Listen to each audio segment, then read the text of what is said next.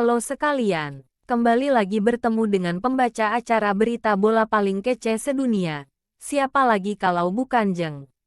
Guys, di sini kita akan mengular stadion kebanggaan kota warga Indonesia. Sejak awal berdiri, Stadion Utama Gelora Bung Karno SUGBK menjadi kebanggaan tersendiri bagi rakyat Indonesia. Gelora dari stadion ini bisa dikatakan sudah memancar dari awal pembangunannya. Mungkin terkesan agak berlebihan. Namun hal itu bisa diterima jika kita melihat kembali peran GBK sebagai tonggak awal pembangunan infrastruktur di Indonesia, terutama infrastruktur olahraga nasional. Pembangunan GBK pun juga memiliki fakta sejarahnya tersendiri yang menarik untuk kita bahas. Berikut ini fakta-fakta yang ada di balik pembangunan GBK. Di antaranya adalah 1. Dibangun untuk menyelenggarakan Asian Games keempat dalam suatu inspeksi ke megaproyek Asian Games 4 pada tanggal 18 Juli tahun 1961. Bung Karno menekankan kepada seluruh yang terlibat dalam pembangunan megaproyek Asian Games untuk bekerja keras demi mewujudkan keinginan menjadi negara yang besar.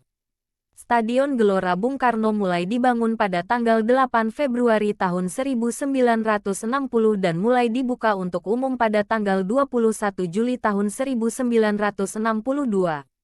Penunjukan Indonesia sebagai tuan rumah Asian Games keempat pada tahun 1958 di Tokyo pun menjadi latar belakang dibangunnya stadion yang satu ini.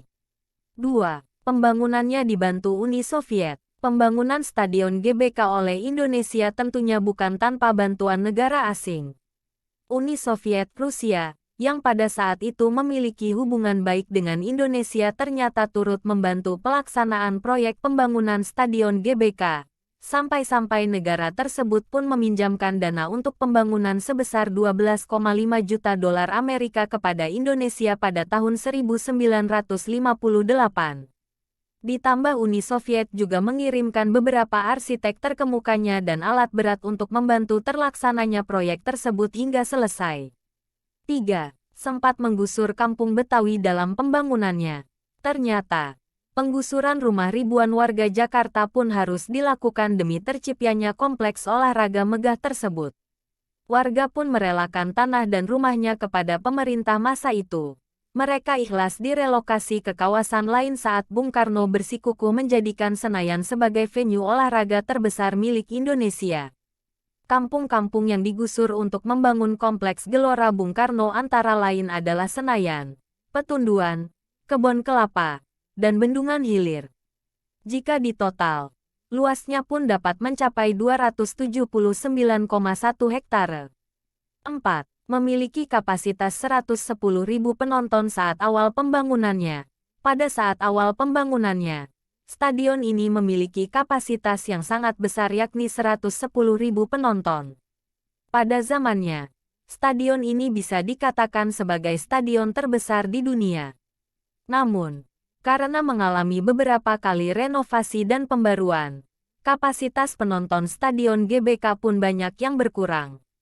Sehingga kini, Stadion GBK hanya dapat menampung 77.193 penonton saja. 5. Namanya sempat diganti karena alasan politis. Di balik kemegahannya, ternyata Stadion GBK sempat diganti namanya menjadi Stadion Utama Senayan karena alasan yang bermuatan politis pada masa Orde Baru dalam rangka desoekarnoisasi. Keputusan ini pun termaktub pada surat keputusan Presiden No. 4 tahun 1984. Tetapi, setelah bangkitnya era reformasi pasca tahun 1998, nama stadion ini pun dikembalikan oleh Presiden Abdurrahman Wahid menjadi nama awalnya yakni Stadion Gelora Bung Karno melalui surat keputusan Presiden No. 7 tahun 2001. Itulah beberapa fakta yang menyertai berdirinya Stadion Kebanggaan Rakyat Indonesia yang tentunya memiliki sejarah panjang.